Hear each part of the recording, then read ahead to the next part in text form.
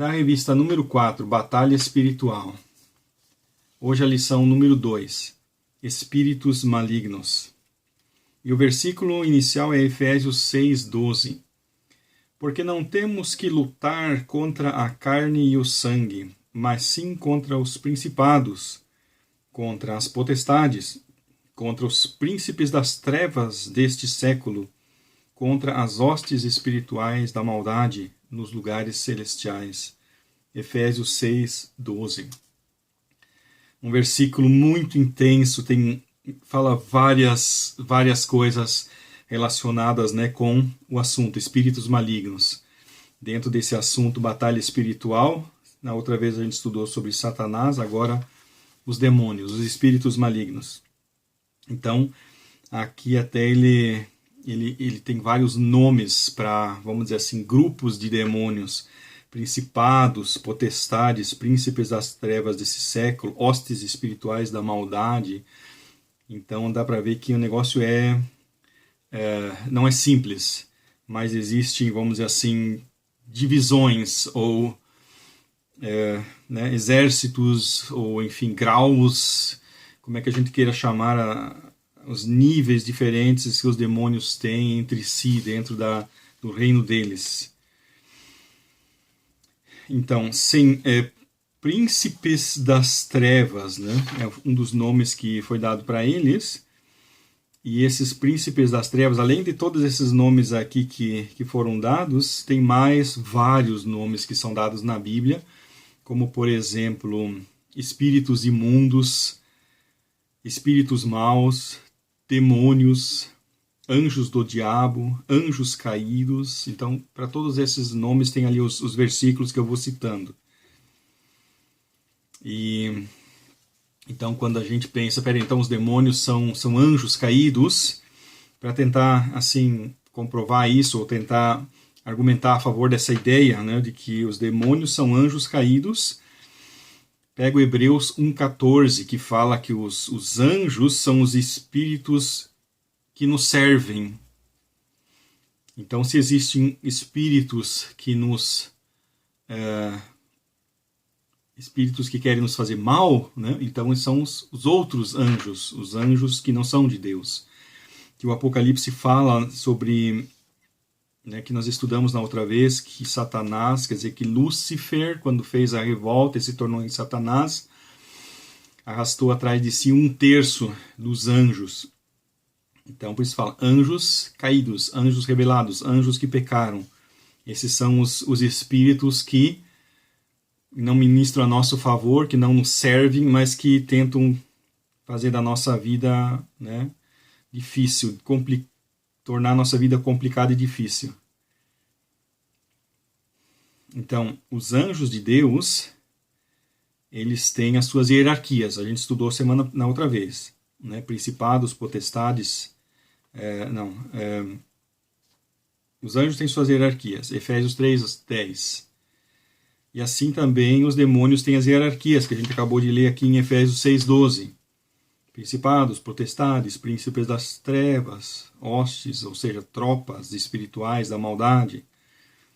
E o diabo também é chamado o príncipe das potestades do ar, quer dizer, se existe um príncipe, existem subordinados, existe o povo, por assim dizer. Então, se existem governadores da maldade, existe também os servos da maldade, os espíritos, assim como os espíritos que são os exércitos, vamos dizer assim, os soldados. Então, assim como existem os generais, existem os soldados. Então, assim como existem os príncipes das potestades do ar, existem os soldados rasos, os anjos pequenos, que, dado que eles caíram, se tornaram demônios.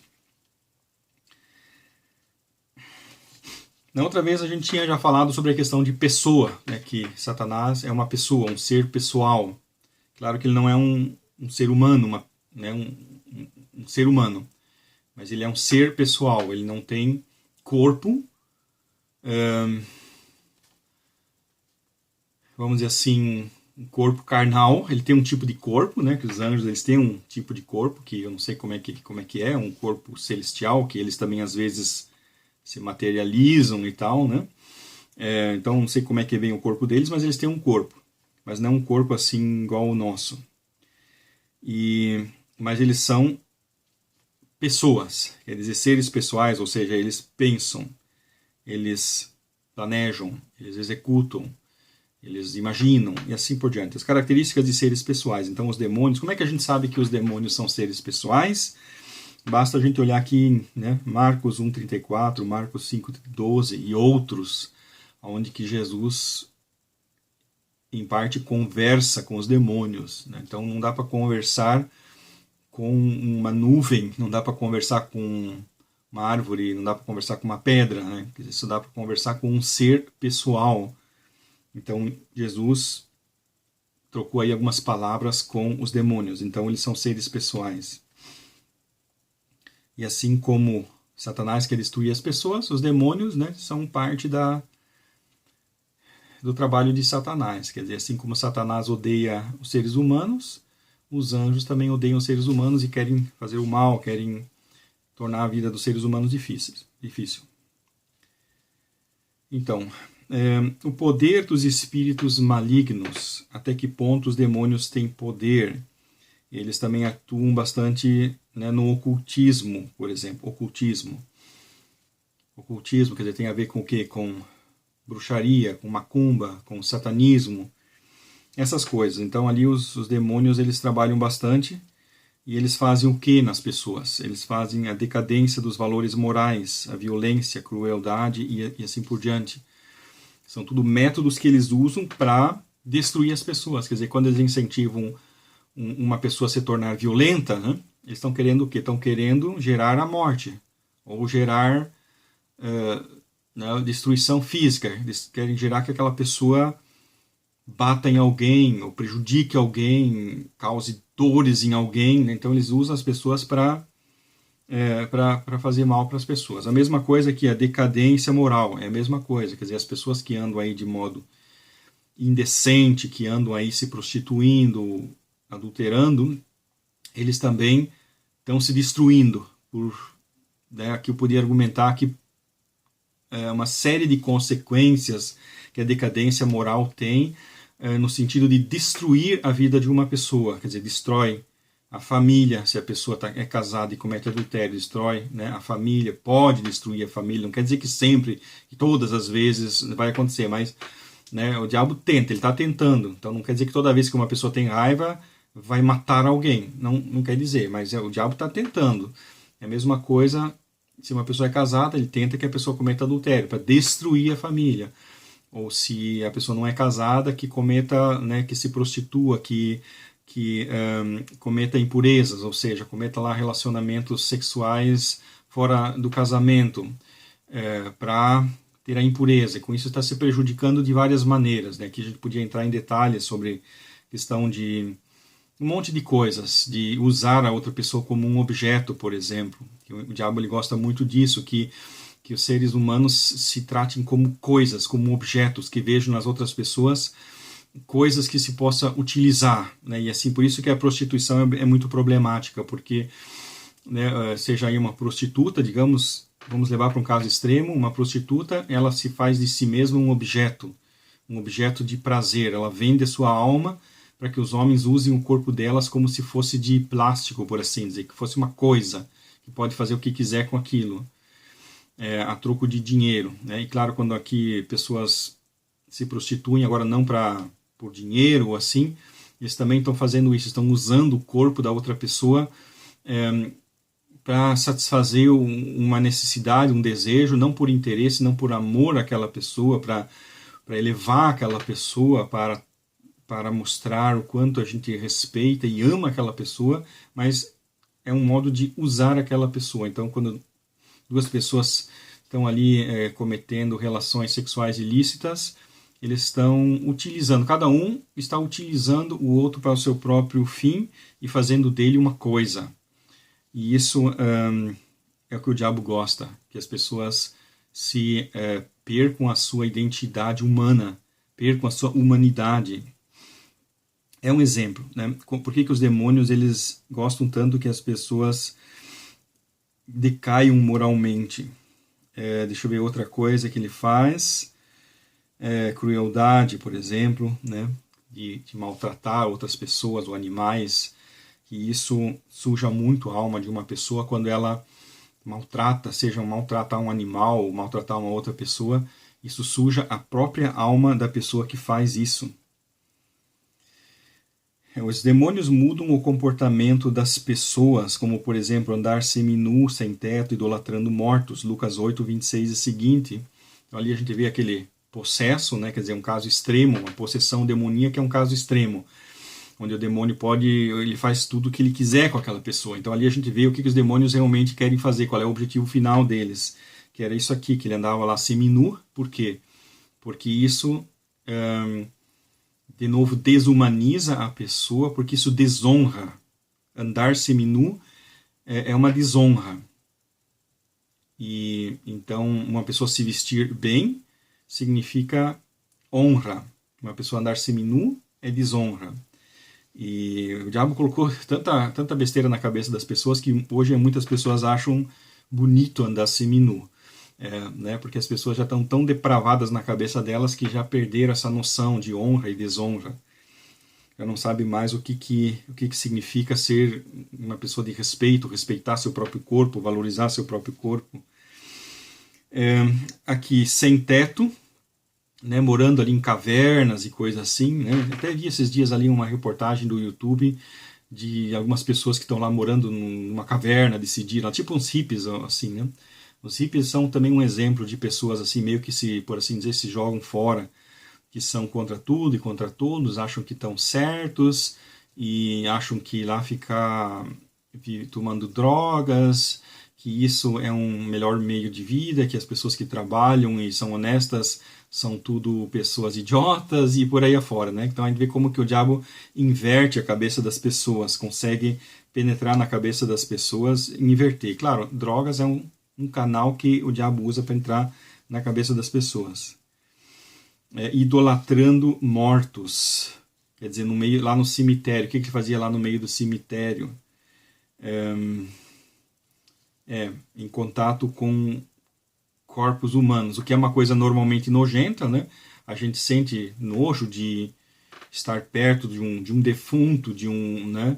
A gente sente isso é normal, a maioria das pessoas do mundo, que existem no mundo, percebem isso da mesma maneira, né? Quando tem lá um defunto, ok, a gente tem que enterrar com respeito e tal, mas é desagradável chegar perto, ter que tocar numa pessoa morta, né? Agora, a pessoa, quando foi possessa, não achou problema nenhum em fazer isso.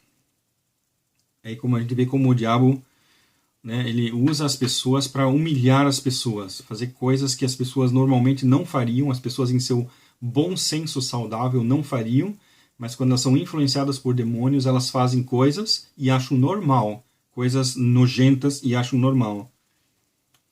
Emprestando aos possessos força sobre-humana. Isso a gente vê várias vezes na Bíblia. Os possessos, eles conseguiam rasgar as correntes, conseguiam fugir de várias pessoas que tentavam pegar eles e coisas assim. E aí, depois que Jesus libertou aquele possesso, né, que a primeira coisa que ele fez? Ele se vestiu de modo decente. Como Deus, depois que Adão e Eva pecaram, primeira coisa, se vestir. Por quê? Porque tem a ver com honrar o corpo. Honrar o corpo. E assim, ele percebeu que estava desonrando o seu corpo, ou seja, mostrando o seu corpo para as pessoas. Que isso no mundo atual, na era atual, isso né, uma vergonha, mostrar o corpo, que as pessoas vejam os corpos uns dos outros. Isso aconteceu depois do pecado de Adão e Eva. Aí depois age racionalmente, né? Racionalmente, quer dizer, conversando como qualquer pessoa civilizada, ali usando o bom senso saudável e seguindo a Jesus, mostrando que ele estava liberto.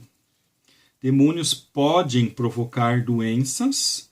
Então tem aqui vários versículos que mostram isso, que demônios podem provocar doenças. Eles podem atormentar. O que é atormentar? Né? Maltratar, oprimir psicologicamente uma pessoa, prender psicologicamente uma pessoa, e tentam matar os seus hospedeiros. Isso é frequente, que as pessoas possessas tentam se suicidar Eu acredito que uma boa parte dos suicídios, ou uma parte dos suicídios que existe, é por causa disso, né? Porque os demônios já tomaram tanto posse da vida de uma pessoa que eles pensam, essa pessoa já é minha mesmo. Então, se matar aquela pessoa, ela vai ser para eles, vai ser deles para sempre. Então, por isso é que eles muitas vezes tentam matar os hospedeiros, apesar de que para eles é bom, eles gostam de ter um hospedeiro, porque eles têm um corpo para se manifestar, mas por outro lado eles querem ter esse corpo para sempre, então o suicídio também é uma vantagem para eles. Claro que eu tenho que colocar aqui uma vírgula, né? A maioria das doenças não é de origem demoníaca. Mateus 4:24, Lucas 5:12 e seguintes. Então, se nós estamos estudando sobre os espíritos malignos, os demônios, não é para a gente demonizar tudo. Né? Porque, por exemplo, tem pessoas que não gostam de falar sobre os demônios, e claro, eu também não gosto de falar sobre os demônios, mas se a gente não falar sobre eles, vai ter alguém que vai falar sobre eles por um outro motivo, por curiosidade, para causar medo nas pessoas, motivos ruins. Até motivos demoníacos, vamos dizer assim, porque essas coisas ruins vêm do diabo, né? Mas enfim, tem pessoas que têm prazer em causar medo nas outras pessoas, né? E o assunto demônios é um bom assunto para isso. Então, por isso é importante nós falarmos sobre Satanás, sobre os demônios e sobre tudo que não presta, para a gente saber como é certo, como eles são de fato, como eles são, se a gente precisa ter medo, se a gente não precisa ter medo, até que ponto, o que se tem que fazer, para a gente saber como lidar com eles, para que a gente não dê margem para essas pessoas curiosas, para essas pessoas aí, como é que a gente diz, que gostam de criar teorias conspiratórias e tal, não dá margem para essas pessoas. A gente trazer isso para um nível racional, o assunto. Então, devemos aplicar o discernimento para saber quais os poderes de fato estão atuando. 1 Coríntios 12:10, né? Pedir para Deus o discernimento, o que é diabo, o que é carne, e assim por diante. Quando a gente vê alguma coisa, perguntar, peraí, o que é, né? O que está em jogo? E isso a gente precisa para muitas e muitas situações, né? Muitas situações, onde pessoas falam, pessoas fazem certas coisas. A gente precisa muito discernimento de espíritos. Tem a ver com demônios, mas também tem a ver, assim, de modo geral, até mesmo para a gente pedir iluminação para Deus, se uma pessoa, um profeta, está falando do Espírito Santo. Então isso também é um tipo de discernimento de espírito, saber se é do Espírito Santo ou não. E o que mais que os espíritos malignos fazem? Eles atacam a sã doutrina e a palavra de Deus. Aí tem mais textos bíblicos. Quer dizer, eles põem em dúvida. Então, a primeira ação de Satanás na história foi, né, perguntar para Eva, foi assim que Deus disse? Né? Ou seja, já trabalhando com a Bíblia. Já trabalhando com a palavra de Deus. Claro, naquela época não existia a Bíblia, né? Mas hoje a gente diria a Bíblia, quer dizer, a palavra de Deus. Quer dizer, questionando, falando, né? Tipo assim, se o diabo viesse hoje, ele ia pegar a Bíblia e ia dizer, olha, né, tal versículo, né? Será que esse versículo significa de fato tal coisa, né? Quer dizer, será que Deus de fato está dizendo isso? Ou seja, colocando em dúvida, né? Distorcendo o que está escrito lá dentro. Então esse é o trabalho dele. Assim como ele, quando tentou Jesus, ele usou a Bíblia também. Usou a Bíblia, chegou, não, mas Deus disse tal coisa, né? Aí Jesus teve que revidar, não, mas Deus disse também outra coisa. Não tentarás o Senhor teu Deus. Quer dizer, o diabo, né, disse para Jesus, Jesus, tem lá um versículo que diz assim, né? Tu pode te jogar aqui do templo e os anjos vão te carregar, né? E Jesus disse, não tentarás o Senhor teu Deus. Que Jesus foi respondendo com a própria Bíblia, mostrando que a interpretação que Satanás fazia da Bíblia estava errado. Então, é um método que Satanás usa muito. Os demônios usam interpretações erradas da Bíblia.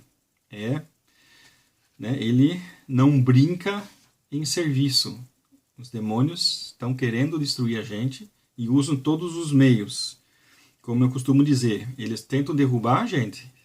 Se eles conseguem derrubar uma pessoa para o lado esquerdo da estrada, ótimo. Se eles não conseguem derrubar para o lado esquerdo, eles tentam derrubar para o lado direito. O que eu quero dizer com isso? Quer dizer, digamos, o lado esquerdo seriam as coisas assim, grosseiras, ruins, que tipo, né, assassinato, roubo e coisas desse tipo. E do lado direito seria o contrário, seria o legalismo, a religiosidade, a autojustificação, o orgulho, né? Então, são os dois lados, quer dizer, ficar no meio é difícil. Eles tentam minar a vida espiritual dos crentes e as igrejas com falsos ensinos. 1 Timóteo 4:1, mas o Espírito expressamente diz que nos últimos tempos apostatarão alguns da fé, dando ouvidos a espíritos enganadores e a doutrinas de demônios. Então, o que seriam essas doutrinas de demônios? Claro, doutrinas que são inventadas por demônios, mas também doutrinas que falam muito de demônios. Quando a pessoa começa a falar muito de demônio, também já fica um pouco, vamos dizer assim, com o pé atrás. Porque nosso objetivo não é falar do demônio, mas é falar de Jesus. Claro que em algum momento a gente precisa falar sobre ele, mas por isso eu digo, quando alguém fala demais, né? Então, existe de fato pessoas, já conheci pessoas que a cada 2 frases que eles falam, uma tem que conter a palavra demônio ou satanás ou alguma coisa assim. Conheço pessoas que são assim, né? Então, não estou falando de nada que não existe. Próximo título, simbólico. Porque as pessoas, para perder o medo de Satanás, o que eles fazem? Contam piadas, né, sobre Satanás, contam piadas sobre os demônios, ridicularizam os demônios, colocam apelidos nos demônios e tal, ou seja, para que o demônio não seja tomado a sério. Então, é isso que o diabo gosta, que as pessoas acham que ele não existe, ou acham que ele é ridículo e assim por diante. Na Bíblia, os demônios recebem vários nomes, já citei alguns deles, mas eu vou citar mais alguns deles que são no sentido simbólico, aqui em Marcos 4:4, aves. Aves, quer dizer que o reino de Deus é comparado com uma árvore, onde vêm as aves e sentam na árvore. O que simboliza o quê? Que também dentro da igreja existem os demônios, quer dizer, os demônios, né, não é pelo fato de alguém estar dentro de uma igreja que está garantido que não vai ter nenhum diabo tentando ele ou, né, tentando fazer alguma coisa na cabeça dele.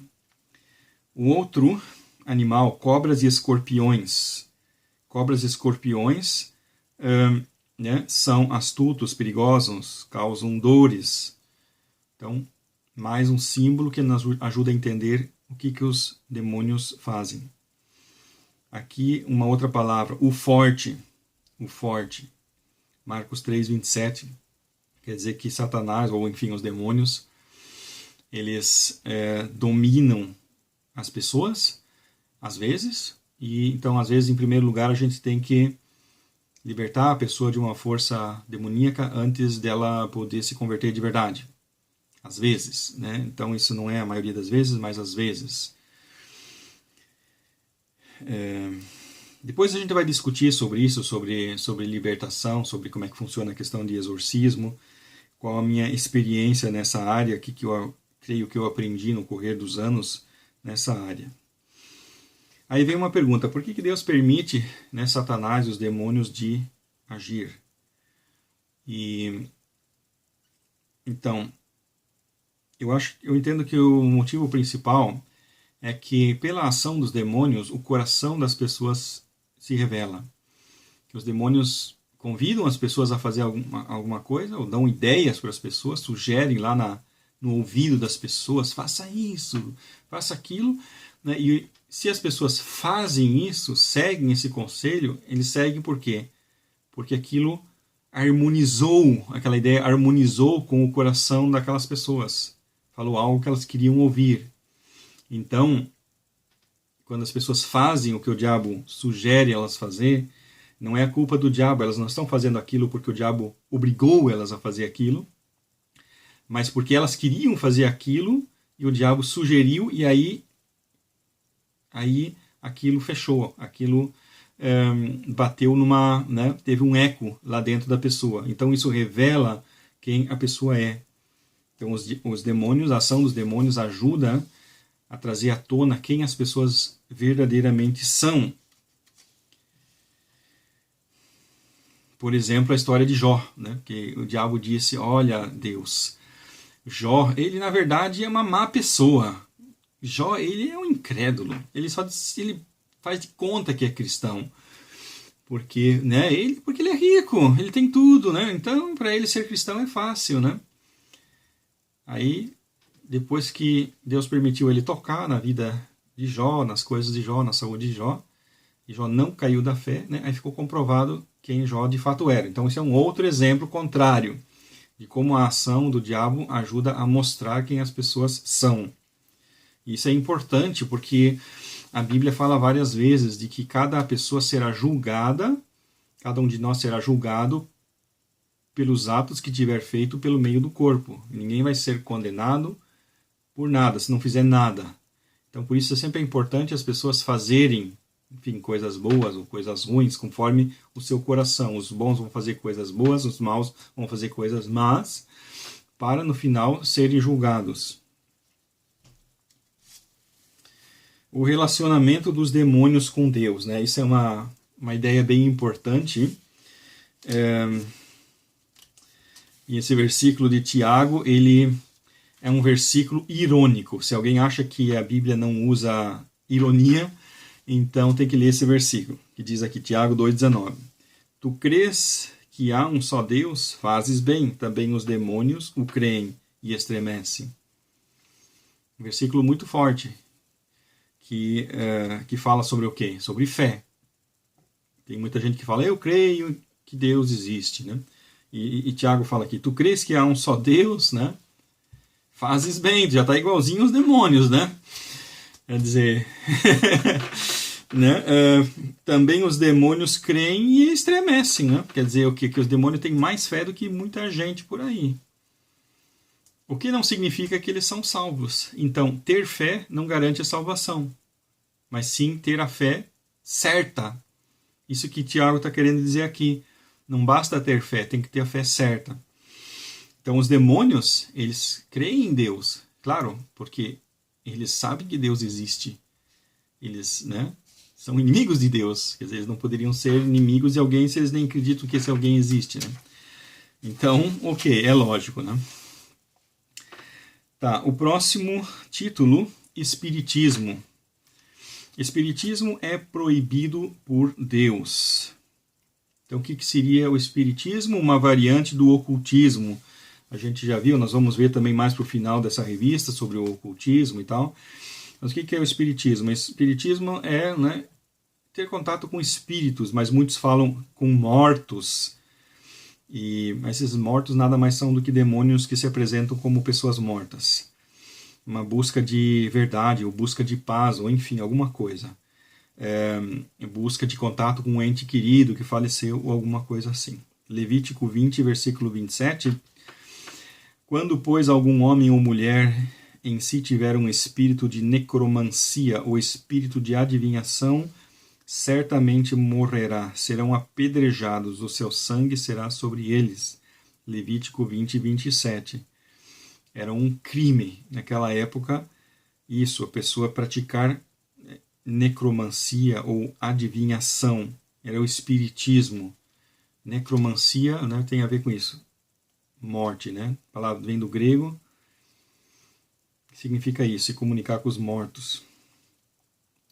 Então, essas coisas como espiritismo, magia, bruxaria, já existia naquela época, e isso abre a pessoa para os espíritos maus. Então, por isso existem pessoas que têm problemas com espíritos malignos, pessoas que são possessas, por causa disso, porque lá no passado, em menor ou maior grau, eles, né, praticaram aí alguma coisa nesse sentido. Tudo isso foi proibido por Deus. É claro que as pessoas sempre acham que Deus é um desmancha-prazeres, mas Deus está querendo proteger as pessoas. Porque os demônios, eles se apresentam para as pessoas como fonte de sabedoria, fonte de inteligência, fonte de poder, fonte de dinheiro, fonte de um monte de coisas. Só que tudo isso são apenas iscas para entrar na vida das pessoas e depois destruir, causar um monte de problemas. Culto a demônios, sacrifícios a demônios, idolatria. O apóstolo Paulo explica que o poder por trás da idolatria são espíritos maus, de modo que a idolatria é ao mesmo tempo serviço a demônios. Aqui tem vários versículos que mostram isso. Então, idolatria é algo que a gente tem que detestar bem bastante, a gente tem que se afastar mesmo. Então, se a gente tiver aí alguma imagem, alguma estátua de algum santo, de algum Buda, de alguma coisa aí, de alguma idolatria, alguma coisa assim, temos que destruir, jogar fora isso, porque isso não é uma coisa inocente. O apóstolo Paulo fala que por trás da idolatria está o demônio. Claro, o demônio está por trás da idolatria, mas está por trás dos ídolos para isso, para entrar na vida das pessoas e causar males e destruir a vida das pessoas, porque ele odeia as pessoas. Então, o que é a possessão? Próximo título, possessão. A influência do diabo começa aos poucos. A pessoa vai se abrindo, a pessoa pratica aí alguma coisa, espiritismo, alguma coisa assim, e aí vai abrindo, e aí vai deixando o diabo fazer algumas coisas. E essa permissão se torna cada vez maior até chegar à possessão. Quer dizer, a possessão é a pessoa, né, se entregar totalmente aos espíritos malignos, totalmente deixar eles tomar o volante, por assim dizer, do carro. E aí a pessoa se desliga, a pessoa cai fora, a pessoa depois, quando acorda, não sabe mais o que aconteceu. Então o Novo Testamento relata diversas vezes de pessoas nos quais demônios habitavam. Aqui tem uma lista de textos.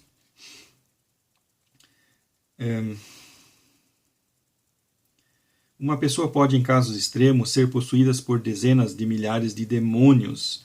Então, em Marcos 5:9, né, Jesus perguntou, como é que é teu nome? Ele falou, o demônio respondeu, legião. Então, legião significava um certo número de soldados, entre 3.000 a 6.000 soldados romanos. Uma legião romana. Então, era muito demônio que havia numa pessoa. E eles podem habitar corpos de incrédulos, falar por eles imitando a sua voz, utilizando sua voz. Né? Então, o demônio, ele usa a voz da pessoa para falar, para conversar com as outras pessoas, né? E às vezes com a pessoa que está tentando expulsar o demônio. E às vezes a gente percebe isso quando a gente chega perto de certas pessoas que, né, a voz da pessoa muda e coisas desse tipo, né? Espíritos maus podem influenciar pessoas ou morar nelas. Sua influência aumenta quando a pessoa coopera com eles, cedendo às suas sugestões malvadas. Essa influência se fortalece paulatinamente quanto mais a pessoa as obedece. Por isso também, em certos casos, é difícil libertar uma pessoa. Se a própria pessoa convidou o demônio para entrar, às vezes é muito difícil, às vezes, o demônio sair, porque se a própria pessoa autorizou o demônio para entrar. Depois eu vou te contar exemplos de casos de pessoas possessas que a gente já teve no passado e quais as conclusões que a gente chegou a partir disso.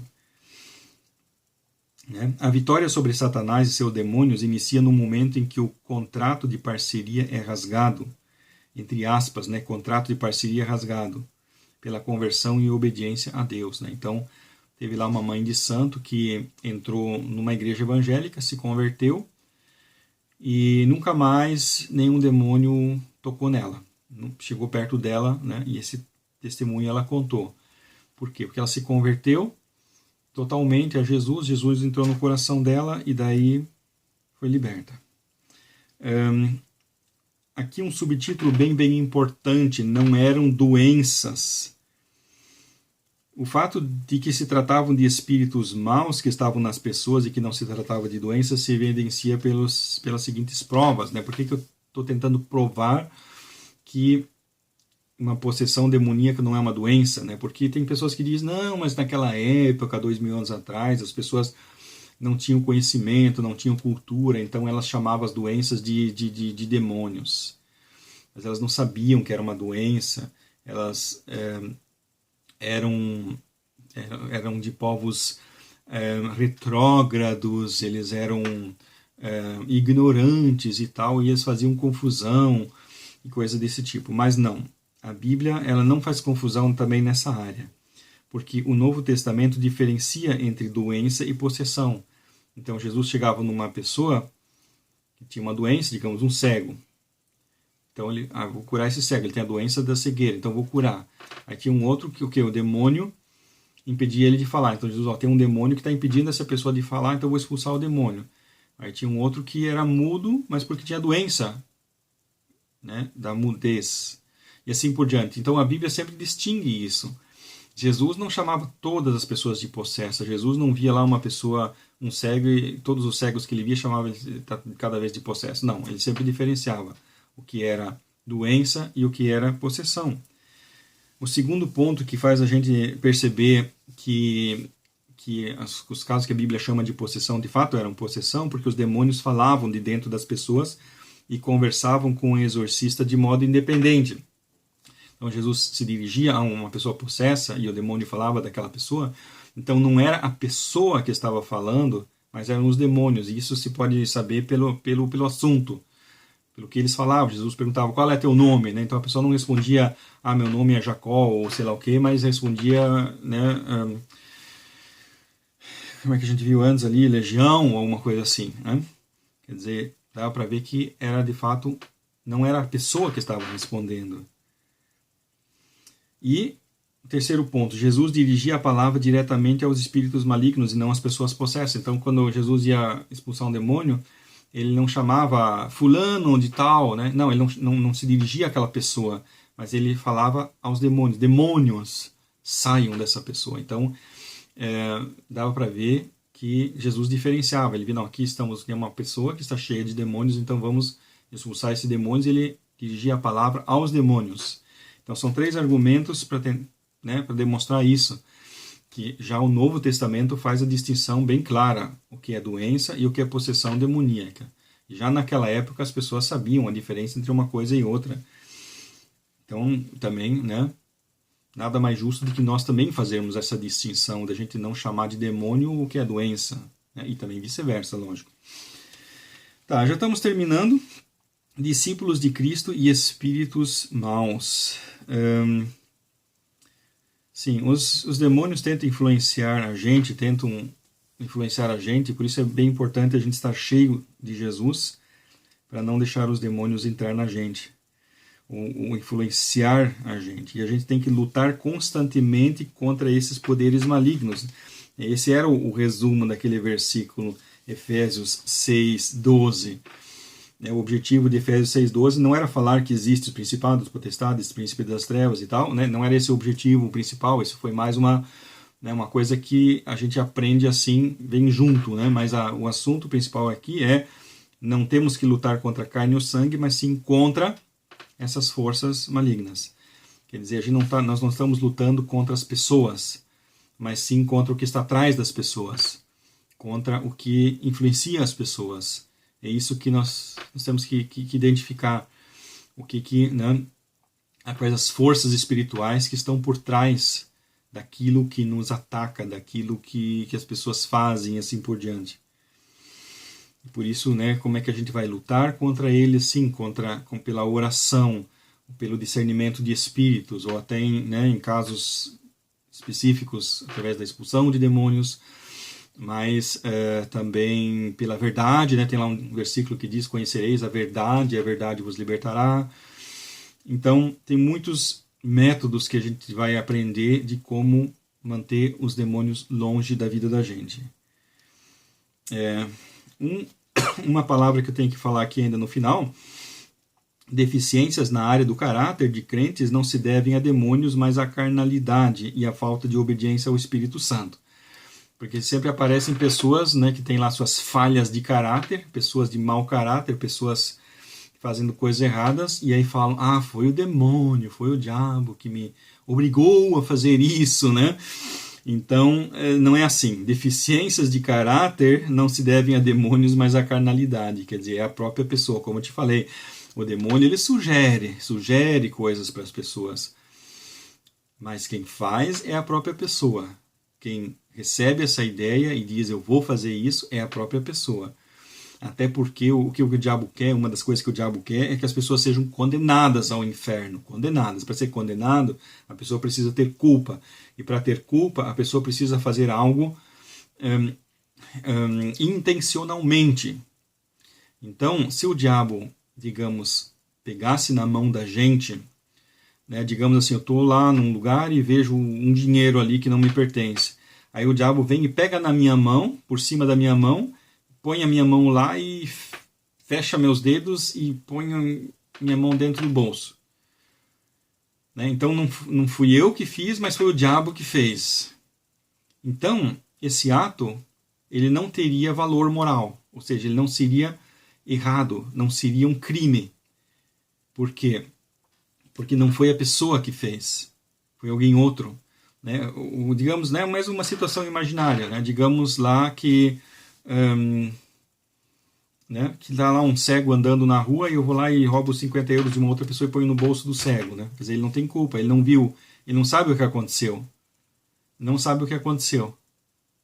Então, a pessoa não tem culpa, a pessoa não fez por querer, não foi ela que decidiu fazer. Então, para Deus só vai condenar as pessoas pelos atos que elas fizeram para expressar a maldade. Então, cada ato mal que a pessoa faz como expressão da maldade que está no coração. E para isso ela tem que fazer ela própria aquele ato. Então o diabo ele vem e sugere que tal fazer tal coisa. Aí a pessoa decide, eu vou fazer. Então a pessoa decidiu, a pessoa quis e a pessoa fez. Então ela é culpada. E por isso eu entendo assim que os atos de uma pessoa possessa por demônios, na hora que ela está possessa, o que ela faz, ela não tem culpa perante Deus. Perante os homens aí é outra história, mas perante Deus.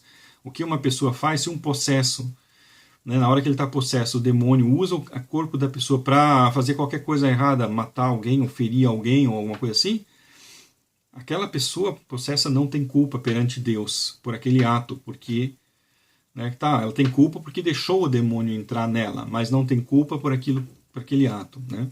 E por isso também o diabo, eu penso assim que o diabo evita de tomar posse das pessoas, de fazer as pessoas ficarem possessas. Por quê? Porque ele quer que as pessoas se carreguem bem bastante de culpa para serem condenadas, bem condenadas quando no juízo final, para caírem bem fundo no inferno e sofrerem bem bastante castigo. Então, por isso, tenho a impressão que é por isso que o diabo não gosta muito também de fazer pessoas ficarem possessas. Então eu vou ler aqui as 3 perguntas que nós logo vamos debater. Número 1, por que práticas ocultas são perigosas? Número 2, cite os argumentos que comprovam que possessão não é doença. E número 3, quais perigos correm os crentes frente aos espíritos maus? Amém. Glória a Deus.